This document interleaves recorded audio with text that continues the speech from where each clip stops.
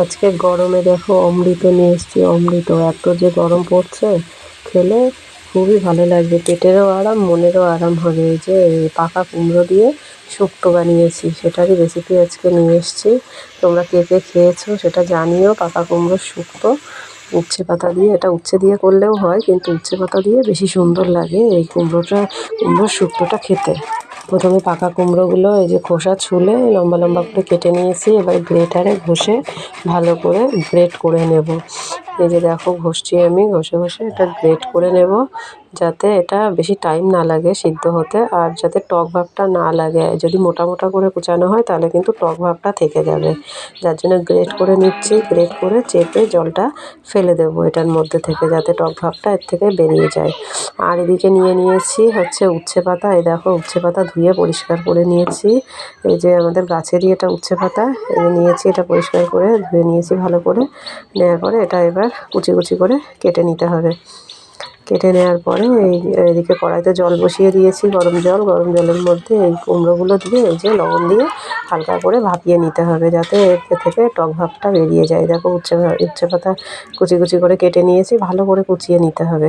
এরপরে কড়াইতে জল দিয়েছি, জল দিয়ে এই উচ্ছে পাতাগুলো একদম ভেজে নিতে হবে কুরকুরে করে, মানে যাতে বেশ ক্রাঞ্চি ক্রাঞ্চি ভাব হয় সেইভাবে ভেজে নিতে হবে। এটা কিন্তু ভাজা কম থাকলে হবে না, তাহলে তিতোটা বেশি লাগবে। খুব সুন্দর করে এটা ভেজে নিতে হবে, যাতে রঙটা পরিবর্তন হয়ে যায় আর দেখে মনে হবে দেখো ভাজা আছে। দেখো রঙটা একদম পরিবর্তন হয়ে গেছে, তেল ছেড়ে দিয়েছে, যে ভাজাটা কমপ্লিট হয়ে গেছে। এবার এটা তেল ছেঁকে ছেঁকে উঠিয়ে নেব। নেওয়ার পরে এই যে আবার কড়াইতে এই যে উঠিয়ে নিচ্ছি, কড়াইতে আবার তেল দিয়ে দেবো।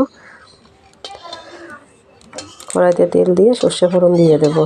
এই রান্নাটাই হচ্ছে খুবই ভালো লাগে, গরম ভাতের সঙ্গে খেতে অসাধারণ লাগে। আমিও এটা প্রথমবার বানিয়েছি, কিন্তু খুব সুন্দর হয়েছে বলে তোমাদের সঙ্গে রেসিপিটা শেয়ার করলাম। তোমরাও বাড়িতে বানিয়ে খেও, দেখবে খুব ভালো লাগে খেতে। এই যে সর্ষে ফোড়ন দিয়ে দিয়েছি এর মধ্যে।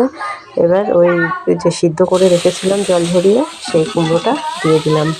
দিয়ে এটা ভালো করে মেশাতে হবে এবং লবণ হলুদ দিয়ে নাড়াচাড়া করতে হবে, যতক্ষণ না এর ভেতরে যে জলটা আসে সেটা শুকিয়ে না যায়। জলটা ভালো করে শুকিয়ে নিতে হবে, তবে এর স্বাদ দ্বিগুণ বেড়ে যাবে। এই দেখো লবণ হলুদ দিয়ে এই যে ভাজা ভাজা করে নিয়েছি, আর এই যে এবার এই উচ্ছে পাতা ভাজাটা দিয়ে দিলাম। দেখো এর ভেতরে কিন্তু কোনো রকম জল নেই, একদম পুরো শুকনো আর মাখা মাখা হয়ে গেছে। এই অবস্থায় এই উচ্ছে ভাজাটা দিয়ে আরও বেশি কিছুক্ষণ নাড়াচাড়া করে নিলাম। আর এই যে চিনি আর অল্প একটু সর্ষে বাটা দিয়ে দিলাম। অল্প সর্ষে তো, যার জন্য বাটির গায়ে লেগে আছে, আমি একটু ঝাঁকিয়ে ঝাঁকিয়ে দিয়ে দিলাম এগুলো। এই যে ভালো করে মিশিয়ে নিতে হবে, মিশিয়ে নিলেই এই যে রেডি হয়ে যাবে। এরপরে একটু কাঁচা সর্ষের তেল এর সঙ্গে আমি অ্যাড করে দেব। কাঁচা সর্ষের তেল দিলে বেশ সর্ষের তেলের একটা ঝাঁঝ খাওয়ার সময় মুখে লাগবে, খুবই ভালো লাগবে সেটা খেতে, বেশ অসাধারণ লাগে এই রেসিপিটা খেতে। এই যে সর্ষের তেল দিলাম, দিয়ে এই যে রেডি হয়ে গেছে। দেখো পুরো মাখা মাখা হয়েছে ব্যাপারটা। এটা কিন্তু কোনো রকম জল থাকলে ভালো লাগবে না, এইভাবে মাখা মাখা করে বারবার ঘন ঘন নাড়াচাড়া করতে হবে, করলে এরকম মাখা মাখা হয়ে যাবে। এরকম রেডি হয়ে গেছে চাল কুমড়ো এবং উচ্ছে পাতা দিয়ে শুক্তো। দেখো কি সুন্দর লোভনীয় লাগছে না দেখেই, খেতেও কিন্তু অসাধারণ হয়েছে।